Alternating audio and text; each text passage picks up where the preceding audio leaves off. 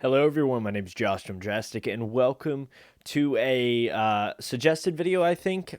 Someone told me to just react to MatPat, which I was like, okay, fine, or react to game theory, and I was like, fine, I'll do that. But they didn't really give me a video, so I decided to select this one. Game theory, did Dream fake his speedrun? A final analysis. I don't know. I don't know anything about Dream's speedrun, so we shall see. It's 23 minutes long. Make sure you have your water with you. Water's very important. I have mine. Mine's right there. Anyways, guys, as always, if you enjoy this kind of content, consider leaving a like on the video. It'd be very much appreciated. And if you're new here, hi, I'm Josh, and this is what I do. I react to videos, and sometimes I play video games. So if you enjoy that kind of content, consider subscribing and share my videos with your friends so that it may grow and we can all watch and play some awesome videos and video games together. And if you have any suggestions of any videos you'd like me to watch, go down in my comments below, leave me the link or title to the video, and I'll get back to you as soon as I possibly can. Anyways, on with this video. Hey, Matt. Oh, hey! You? It's me, Robert. We sat next to each other for like 3 semesters in college. Yeah, Richard. Robert. Robert, yep. How have you been? What are you up to these days? Done with college, I presume? Technically no, since I'm a professor now. Teacher humor. Anyway, what are you up to? Well, my life definitely took an unexpected turn. I'm actually a professional YouTuber now. Oh God, don't tell me you're setting couches on fire in your backyard. No, those people are the worst. No, I have a show where I actually talk about video games. Well, someone got lucky. So what do you do all day? It's about what you'd expect. Play video games, make fun of video games, read 29-page papers about binomial distributions in a series of Minecraft speedruns. Oh, wait, really? Ha! No, I'm just kidding. Only part of the paper deals with binomial distribution. The other sections describe modular arithmetic and the properties of linear congruential generators.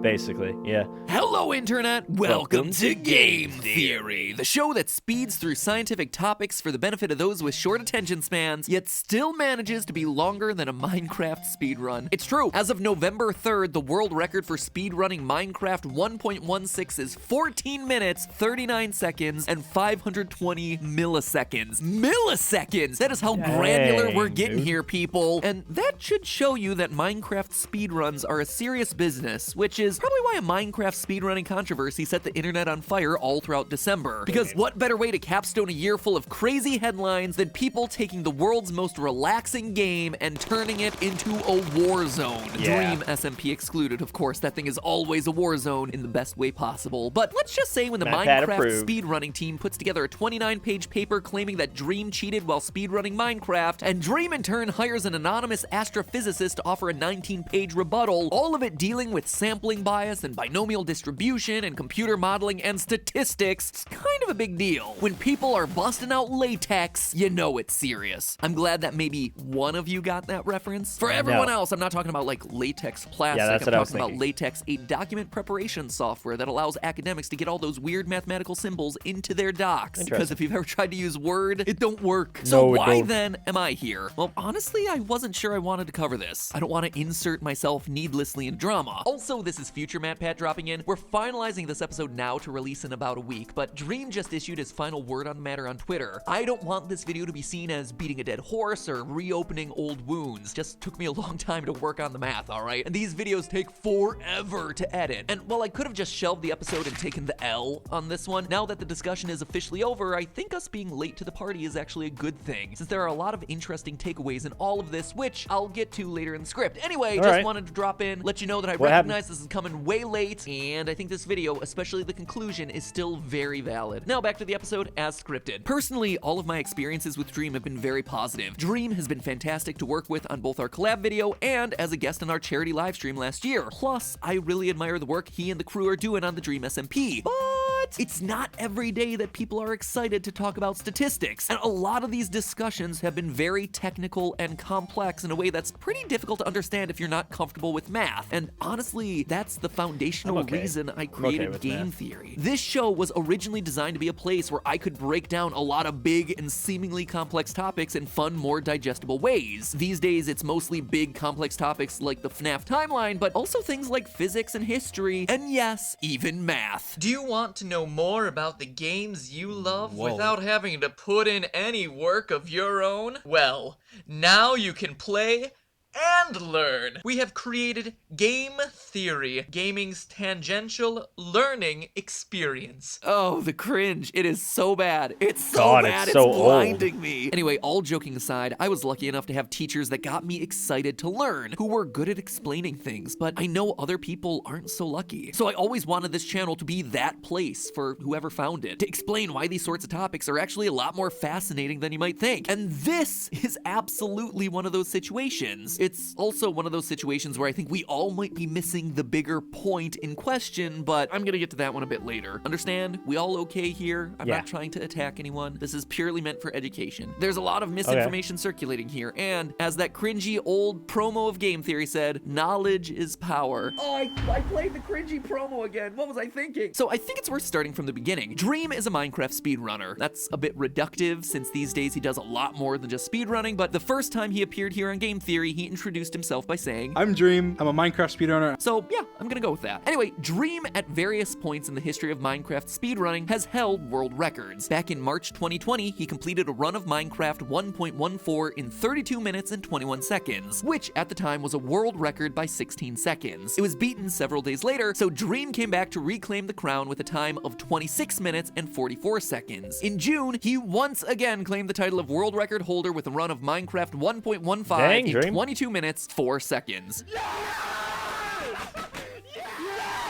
In fact, to this day, Dream's run is actually the fastest 1.15 run on record, though in an interesting twist, he's not actually number one on the leaderboard, since there are 5 people that have actually completed Minecraft 1.14 with faster times. Why would that matter? Well, 1.14 and 1.15 are similar enough that they're grouped together as a single category, though fun fact, 1.15 is actually considered to be the harder for speedrunning due to the removal of a trick that lets you infinitely restock villagers. And even amid the current scandal, Dream's 1.15 remains on the leaderboard without any disputes over its authenticity or validity. And this leads us to the controversy, which didn't start until last October when Dream started playing Minecraft 1.16. That's the one with the Nether update, an update that was big enough to core mechanics to get it listed as an entirely separate category of speedrun. In the best of these runs, Dream was able to complete the game with an impressive time of 19 minutes and 24 seconds, putting him at 4th place on the leaderboard. However, it also involved him getting very lucky. In fact, during his October speedrunning live streams, Dream got so lucky that it attracted the attention of several people who started to question whether his live streams were proof of more than just good luck. Had Dream actually modified the game? Now, a lot of people might be asking at this point, why scrutinize Dream in particular? After all, while his 19-minute, 24-second run was certainly impressive and very lucky, it's far from the fastest Minecraft speedrun on the books. Yeah, I figured. In fact, he's several minutes behind the 15-minute, 12-second run that was the previous world record at the time. If you're looking for suspiciously good luck, why wouldn't you focus on the fastest times? Well, as the Minecraft speedrunning team explained in their 29-page report, the problem wasn't with any one of Dream's speedruns in particular, rather it was abnormally high drop rates of key items across multiple consecutive live streams. What kinds of key items? So one of the biggest bottlenecks in any Minecraft speedrun is crafting Eyes of Ender to use the end portal to reach the end, which requires both Ender Pearl and Blaze Powder to craft, hence the importance of these two particular items. And Dream, across these 6 live streams in question, was getting them at suspiciously high rates. Specifically, the investigation team noted that, quote, 42 of the 262 piglin barters performed throughout these streams yielded Ender Pearls, and 211 of the 305 killed blazes dropped blaze rods. This means that in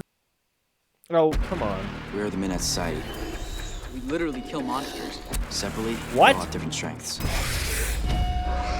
How do you like the shield now? But only together can we... Nickelodeon. Why? For this specific set of speedruns, Dream had an Ender Pearl barter success rate of 16%, when the actual rate is actually much closer to 4.7%, and a Blaze Rod drop rate of 69.2%, when the actual drop rate is 50. That might not seem like a big deal. After all, a 16% drop rate is obviously higher than 4.7, but are the numbers really that different to merit a cheating investigation? I mean, these are random events after all. Sometimes sometimes you just get lucky. Well, to illustrate this, pop quiz time. Which is more likely? Flipping a coin 10 times and getting heads at least 7 times, or flipping a coin 100 times and getting heads at least 60 times? Pause the video if you need to think about it, scroll down to the comments section to post your answer, and while you're down there, consider subscribing. It's that red button right there under the video. It's really satisfying to click, and I cover a lot of Minecraft lore. In fact, I've probably put more lore into this game than Mojang has. Anyway, y'all ready with your answer? Great, here it is. Your chance of flipping a coin 10 times and getting heads 7 or more times is 17%. Your chance of flipping a coin 100 times and getting heads 60 or more times is 2.84%. Yeah, it is way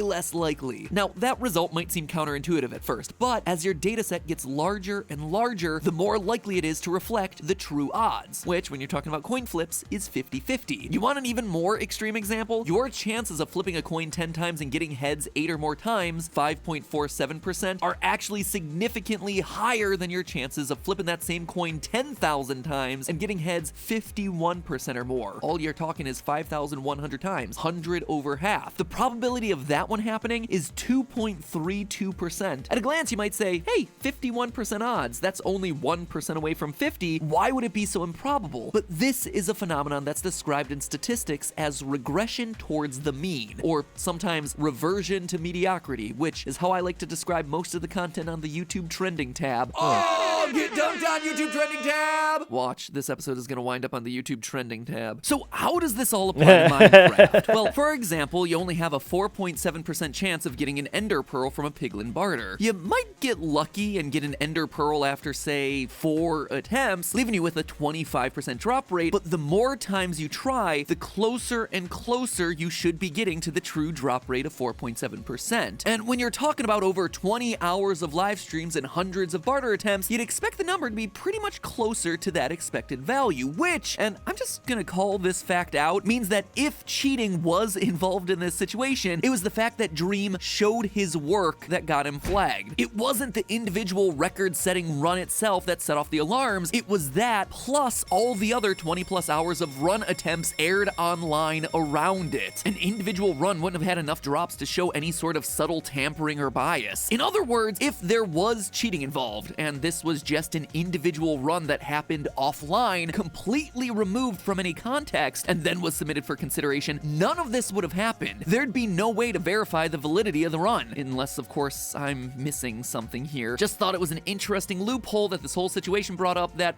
probably should be closed up. Now, let's think about an extreme example of luck, winning the lottery. The chance of you buying a lottery ticket and winning the Mega Millions jackpot are roughly 1 in 300 million. Those are some incredibly low odds, but obviously, some people do get lucky enough to win the lottery. I won a lottery!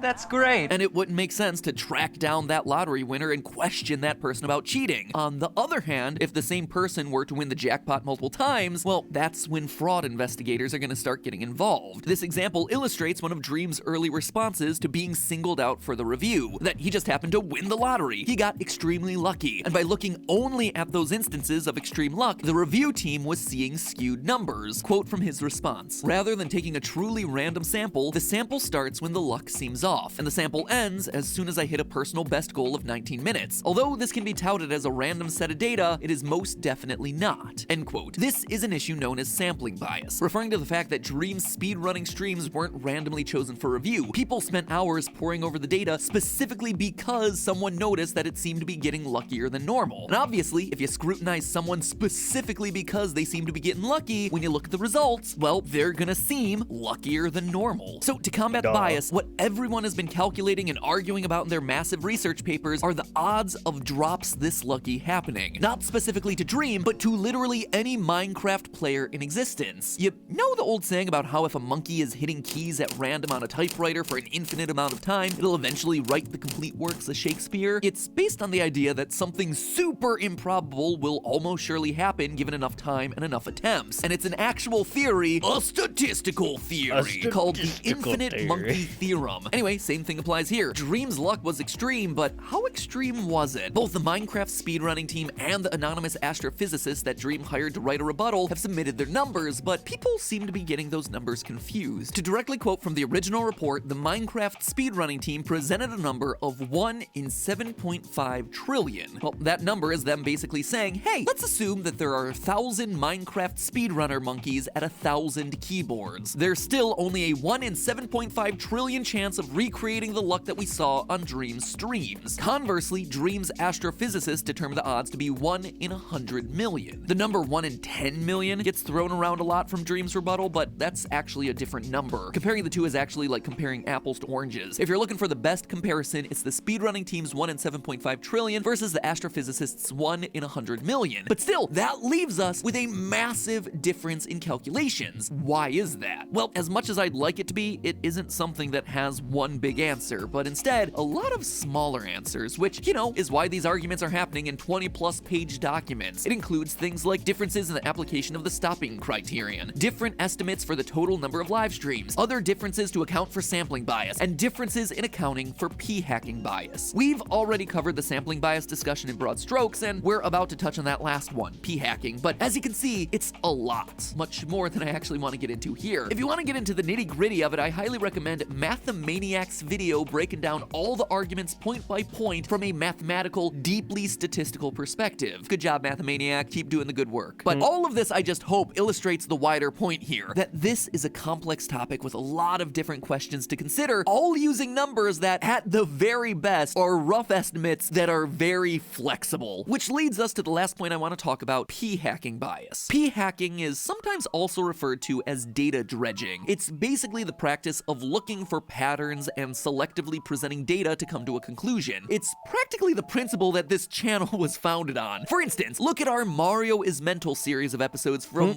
way back in the channel's history. In these episodes, I look through hundreds of Mario games to present you, the viewer, with selected data points to lead you to the conclusion that, yeah, Mario is indeed a sociopath. And to get there, I ignore decades of him acting heroically and selflessly to save the Mushroom Kingdom. Though, to be honest, this is actually to this day one of the theories that I still believe. I just can't ignore the fact that Mario whips DK in his early games, or he grinds Luigi's foot when he wins in the tennis match. Anyway, this process is sometimes described as post-dicting. You get it? It's the opposite of pre-dicting. Instead of coming up with a hypothesis and then doing an experiment that confirms the hypothesis, you start with a pile of data, and then you use the data to come up with a hypothesis to explain it after the fact. So how does this apply to our Minecraft speedrunning controversy? Well, in any game of Minecraft, there are lots of sources of randomness, but thus far we've only been looking at 2, Pearl Trades and Blaze Rod drops. But what about on March 5th?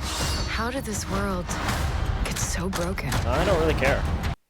About other sources of luck, like the frequency of blaze spawns or the number of piglins that you're actually able to barter with. These are all random too. Just because 2 variables happen to be higher than you'd expect, how do we know that we're not just selectively choosing the data to come to the conclusion that cheating happened? Well, it all depends on the number of variables. If there are only 10 factors to consider and 2 are unusual, well then yeah, it's hard to deny that something suspicious is going on. But if there are, say, 1,000 possible variables, well, then it's very easy to cherry pick 2 of them and come up with a false correlation. In fact, there's a really fun website dedicated to exactly this. For instance, did you know that the declining divorce rates in Maine are actually tied to the decline in people eating margarine? It's true, there's a 99% correlation between the data points. The chart doesn't lie, but obviously our conclusion does. Divorce and margarine are completely unrelated, unless of course marriages are suffering due to poor butter substitute choices. But when you're looking at a huge pool of data, you can come to practically any conclusion. And that's the other major point of contention between Dream and the speedrunning team. How many sources of RNG are there that could be manipulated as possible sources of cheating? How large is this pool of data? The Minecraft speedrunning team made a quote-unquote generous estimate of 10 different factors. Their words, not mine. Dream claimed it was closer to 37. And honestly, the frustrating thing about this is that there's really no clear-cut answer, because it's not just about how many variables there are, but also how measurable those variables are. I bring all all of this up, 1, to explain it a bit more clearly, and 2, to point out that some of these calculations and differences between the numbers are based on numbers coming from assumptions that can feel kind of arbitrary, and that's where there's room for debate here. But all of this, for as great as it is to talk about statistics, I think is missing the point. Yes, it is essential to uphold integrity on speedrun boards, 100% absolutely super important, but are we sure that this is a game that should have a speedrun board in the first place? For all the back and forth on this topic, one thing that's not in dispute here is the dependence of luck in Minecraft 1.16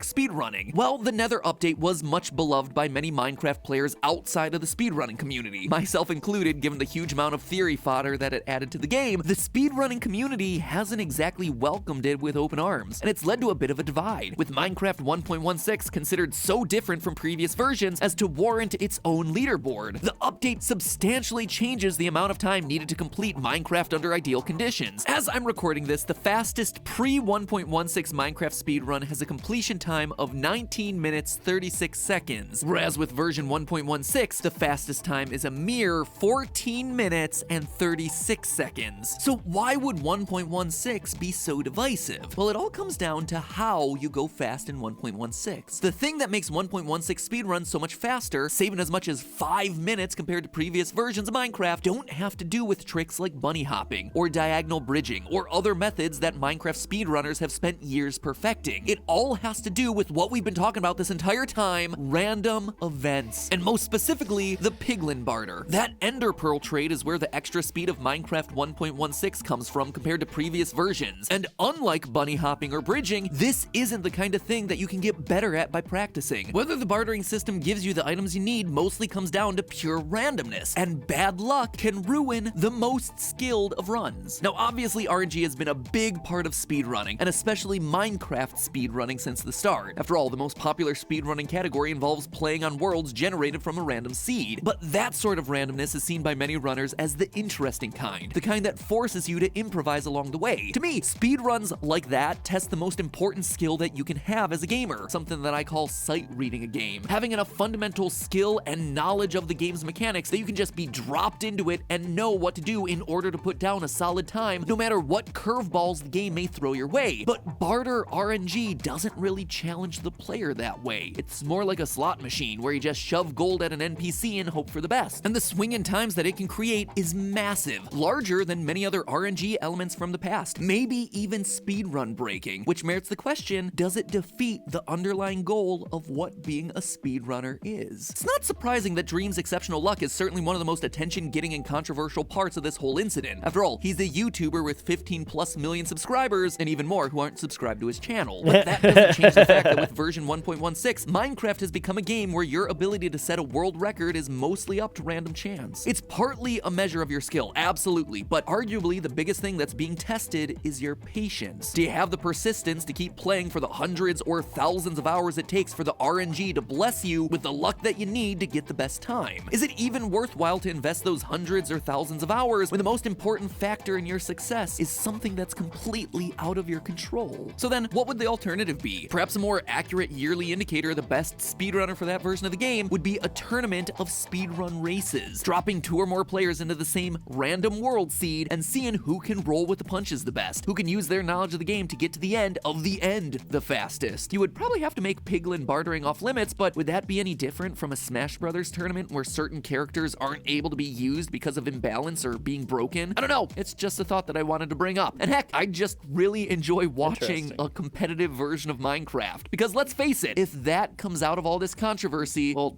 I'd definitely call that a silver lining. Well, that and everyone being forced to learn statistics in order to talk about it. But hey, like I said earlier, learning is and should always... All right, guys. I know I didn't talk a whole lot in this video, but then again, it was more of just a listening video, you know?